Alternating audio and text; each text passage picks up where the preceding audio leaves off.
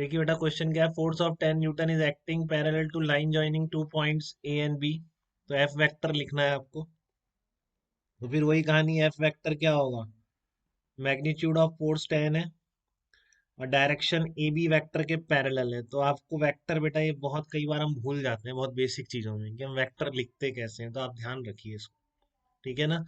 बहुत बड़ा क्वेश्चन होता है बट उसका जो पार्ट होता है वो इतना सही होता है, इसका किसमें लाई कर रही होती है सारी चीज, वेक्टर नोटेशन। फोर्स और उसके आगे यूनिट वेक्टर लिख के हम वेक्टर लिख सकते हैं। तो आपने मैग्नीट्यूड लिख दिया, आगे क्या लिखेंगे, ए बी कैप। तो अब ए बी कैप आपको आता है लिखना, 10 A B vector upon magnitude of A B. ठीक है। तो ए बी वेक्टर कितना आ गया आपका, position vector of B minus position vector of A. तो पोजीशन वेक्टर ऑफ बी कितना है, I cap plus 2 J cap plus 3 K cap है। ठीक है। और पोजीशन वेक्टर ऑफ ए कितना आ जाएगा आपका, 2 आई cap plus j cap minus 3 K cap है। ए बी वेक्टर कितना आ गया, -आई cap plus j cap plus 6 k cap आपका ए बी वेक्टर। ठीक है। मैग्नीट्यूड कितना आ गया ए बी का, √x² plus y² plus z² आ गया। तो आपका ये कितना आ जाएगा, √38 आ जाएगा, √30। ठीक है। तो एफ वेक्टर कैसे लिखेंगे, ए बी कैप की जगह वैल्यू पुट कर दीजिए बस, 10 इंटू ए बी वैक्टर कितना है आपका, ये रहा A B vector, -i cap plus j cap plus 6 k cap divided by magnitude of A B, √38 आ गया।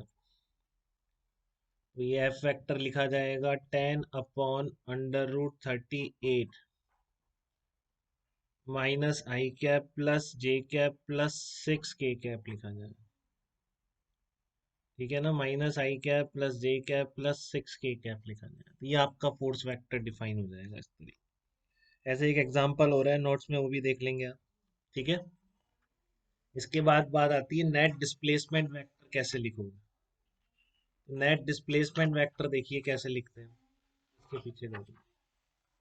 नेट डिस्प्लेसमेंट में कई बार आपको टुकड़े करके डिस्प्लेसमेंट दिया होता है, तो उसके लिए आप पॉलीगन लॉ से आप समझ सकते हैं, जो आपने पॉलीगन लॉ वेक्टर एडिशन में पढ़ा है। ठीक है। उसकी हेल्प से आप बिल्कुल समझ सकते हैं कि नेट डिस्प्लेसमेंट वेक्टर किसके बराबर होगा। जैसे एग्जांपल,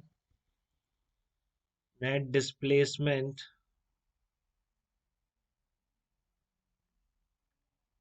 ऑफ पार्टिकल, की पार्टिकल अलग अलग टुकड़ों में चल रहा है, डिस्प्लेसमेंट इस तरह से चल रहा है, मान लो यहाँ पे तक गया, फिर ऐसे चला गया, फिर इस तरह से चला गया। आपसे पूछा नेट डिस्प्लेसमेंट क्या है, तो नेट इस पॉइंट से चल के पार्टिकल, एक्चुअल पाथ दिखा रहा हूँ बेटा मैं, ठीक है ना।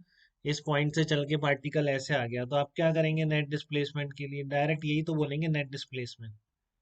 पहले उसका डिस्प्लेसमेंट था r1 डेल्टा r1, दूसरा था उसका डेल्टा r2 वेक्टर, तीसरा था डेल्टा r3 वेक्टर। तो according to definition of displacement, किससे बोल रहा हूँ मैं, जो डेफिनेशन है डिस्प्लेसमेंट की, इनिशियल से फाइनल पॉइंट को ज्वाइनिंग वेक्टर, उसके अकॉर्डिंग नेट डिस्प्लेसमेंट इतना ही होगा। तो आप from polygon law of vector addition से बोल सकते हैं क्या बेटा, मुझे पढ़ लिया था आपने पॉलीगन लॉ। तो पॉलीगन लॉ नहीं पढ़ा है मैंने, उसके बाद ट्राइंगल लॉ और पैरेललोग्राम के लॉ, पैरेललोग्राम लॉ के बाद। सर ट्राइंगल और पैरेललोग्राम ही पढ़ी है। अच्छा, तो पॉलीगन लॉ देख लो, ये बिल्कुल आसान है। पहले पॉलीगन लॉ का प्रूफ देख लो आप, पॉलीगन लॉ क्या होता है पहले वो देख लेते हैं। ठीक है। तो आप देखो एक वेक्टर इस तरह का है, तो more than two vectors when represented by consecutive sides of a polygon। ठीक है। more than two vectors when represented by consecutive sides of a polygon, then the large side of the same polygon taken in the opposite order will represent the resultant of those vectors। तो ये कोई नया law नहीं है बेटा, सब कुछ triangle law से, मैंने आपको पहले भी बताया कि सारा बेसिक सबसे ट्राइंगल लॉ है, अभी सारी चीजें मैं उससे लिंक करूंगा। ठीक है ना। तो मैंने पैरेललोग्राम लॉ को भी उससे लिंक करके बताया था।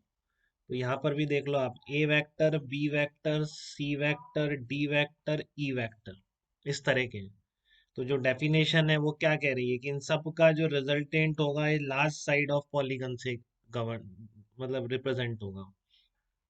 तो this is the R vector.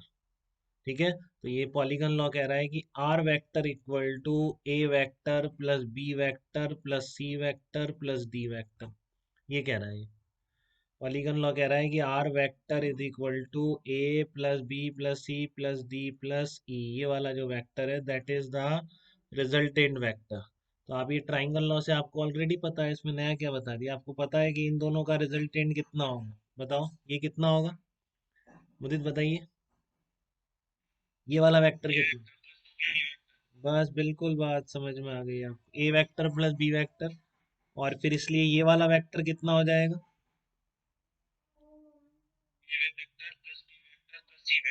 Very good बेटा, A vector plus B vector plus C vector, और ये वाला वेक्टर कितना हो जाएगा, ये वाला, ये डी वेक्टर हो जाएगा। तो फिर फाइनल ये कितना आ जाएगा, A plus B plus C plus, तो आ तो जाएगा, वही तो कह रहा है। ठीक है, हमको ट्राइंगल लॉ से ऑलरेडी पता है। क्लियर बेटा एकदम, कोई डाउट नहीं। तो इस तरह से ये polygon law of vector addition कहलाता है, और कुछ नहीं। तो वही चीज है, हम यहाँ पर आपका ये जो है किससे मिलकर बनेगा, इन दोनों के इंडिविजुअल सम के बराबर होगा ना। ठीक है ना, तो नेट डिस्प्लेसमेंट जो है आपका, net displacement vector AD vector that will be equal to individual AB vector, वही polygon law of vector addition से, plus BC vector plus CD vector. तो AD वेक्टर कितना आ गया, delta vector plus delta R2 vector plus delta R3 vector. तो इसलिए आप एक बात याद रखेंगे अब हमेशा, ठीक है ना, कि net displacement of the particle, क्या याद रखेंगे, net displacement of particle, net displacement of particle is equal to vector sum of, net displacement of particle is equal to vector sum of individual displacements, vector sum of individual displacement, individual displacement के vector sum के बराबर net displacement होता है हमेशा। ठीक है, तो कई बार ऐसा क्वेश्चन आता है, देखो इस तरह के क्वेश्चन आते हैं, देखो सुनो ध्यान से, कह रहा है कोई 2 मीटर नॉर्थ में चला, ठीक है, ईस्ट में चला, फिर 3 मीटर वो चल गया नॉर्थ में, ठीक है, फिर वो चल गया वापस से ईस्ट में चल गया 2 मीटर, ठीक है ना। पहले 2 मीटर कैसे चला, ईस्ट में, फिर चला 3 मीटर नॉर्थ में, फिर चला 2 मीटर ईस्ट में। तो बताओ उसका नेट डिस्प्लेसमेंट कितना हो जाएगा। तो आप क्या करेंगे, इंडिविजुअल डिस्प्लेसमेंट को ऐड कर देंगे। आप एक्स एक्सेस वाई एक्सेस बना लीजिए, ये मान लीजिए एक्स वाई एक्सेस है, ठीक है। तो ये आपका कितना होगा, ए बी वेक्टर कितना हो गया, पहला डिस्प्लेसमेंट बताइए जल्दी से, मुझे बताते जाइए आप, आपको नेट डिस्प्लेसमेंट बताना है आप। हाँ, पहला डिस्प्लेसमेंट 2i कैप, दूसरा डिस्प्लेसमेंट कितना है, वेरी गुड, तीसरा डिस्प्लेसमेंट कितना है, 2i कैप, ठीक है। तो आपका नेट डिस्प्लेसमेंट ऑफ पार्टिकल कितना हो गया, नेट डिस्प्लेसमेंट ऑफ पार्टिकल कितना कहलाएगा, ये कहलाएगा आपका A B vector plus B C vector plus C D vector. यही मैंने बोला इंडिविजुअल डिस्प्लेसमेंट का वेक्टर सम। तो ये जो डिस्प्लेसमेंट है, ये वाला वेक्टर कितना आ जाएगा, ये आ जाएगा 2i cap plus 3j cap plus 2i cap. तो ये आ गया 4i cap plus 3j cap, direct मिल गया। अब आपसे पूछे मैग्नीट्यूड कितना है डिस्प्लेसमेंट का, तो भी आप बता सकते हैं। तो कोई ऐसे थोड़ी नहीं अपना बता पाए, बताइए मैग्नीट्यूड कितना हो गया बेटा इसका, वेरी गुड, 16 + 9 = 25, 5 मीटर हो जाएगा अगर ये मीटर में चल रहा है। दिस इज पॉलीगन लॉ, और इस तरह से आपको पता पड़ गया कि पार्टिकल का individual displacement, net displacement is sum of vector sum of individual displacement. तो यहाँ